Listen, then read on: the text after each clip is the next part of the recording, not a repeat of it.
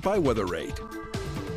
Well, hopefully you're out and able to enjoy this nice afternoon with abundant sunshine, but you do see some clouds on the increase in the upper levels of our atmosphere. Upper level moisture is certainly on the increase. Temperatures outside right now, mid to upper 70s and even lower 80s in some spots. So it's definitely, again, a great evening to get outside and enjoy the nice weather. I'm gonna step out of the way here. Here's the live watches and warnings map. Credit to Ailey for this joke. It looks like kindergarten's art projects as you see the abundance of colors with many watches and warnings right now. But there you see the wind advisory for our area that goes into effect at 1 a.m. tonight technically, but tomorrow, if you get what that means, Sunday 1 a.m. into Monday 1 a.m. We're expecting occasional wind gusts over 45 plus miles per hour, and that's certainly going to knock down any unsecure objects. But wait a minute, you see all that blue shades as well. Yeah, that's a freeze warning that goes into effect at the same time. So it's going to be a very cold breeze after that cold front moves through tomorrow, bringing the threat for showers and thunderstorms. There you see the low pressure right now with legs over in the Texas Panhandle, and the warm front lifting north, allowing all of that warm southerly air to move in.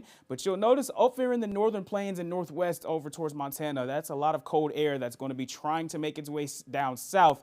By the time we get to tomorrow, and cold air and warm air do not like each other. They like to fight. And when they do, we get thunderstorms. So as early as 9, 10 o'clock in the morning tomorrow, we're starting to see thunderstorms fire off just out of our DMA and then clipping portions of McDonald and Berry County. And that will grow into a very stout line, very narrow line, I will add. But any of those storms out ahead and embedded in that line will have the chance to rotate, as there is just a very low tornado threat. But I do think the big story will be very strong winds, damaging winds. And you'll notice even outside of thunderstorms, winds are still going to be strong. In fact, some of those winds could even be stronger after the front moves through, as winds turn north and things get very chilly. I don't think there will be too much in terms of snowfall on the backside, but can't rule out a few flurries or two for our northernmost counties. Now that thunderstorms, the line of thunderstorms will cause severe weather, and we're in the level 2 and 3 out of 5 for our slight and enhanced risk, and that's because we're expecting damaging winds. Large hail is a possibility, but I think once again the biggest threat will be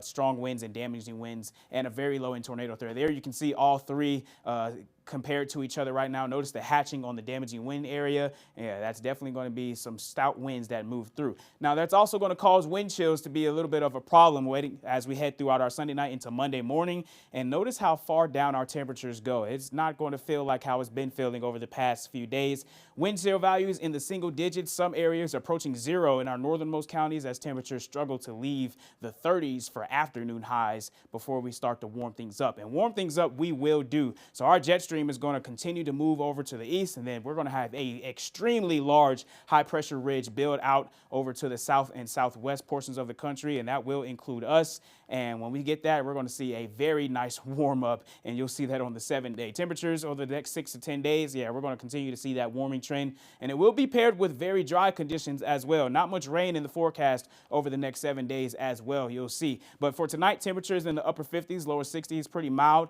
with those strong breezy winds out of the southwest. South-southwest, I should say. But tomorrow, thunderstorms and windy conditions will persist. Those will be very early afternoon high temperatures before they start to fall pretty quickly behind that cold front that moves through. So for your full Northwest Arkansas 7-day forecast, you're going to see just that after we get past Sunday. It's going to be very chilly to start our week, and you see those strong winds, northwest 15 to 30 plus miles per hour.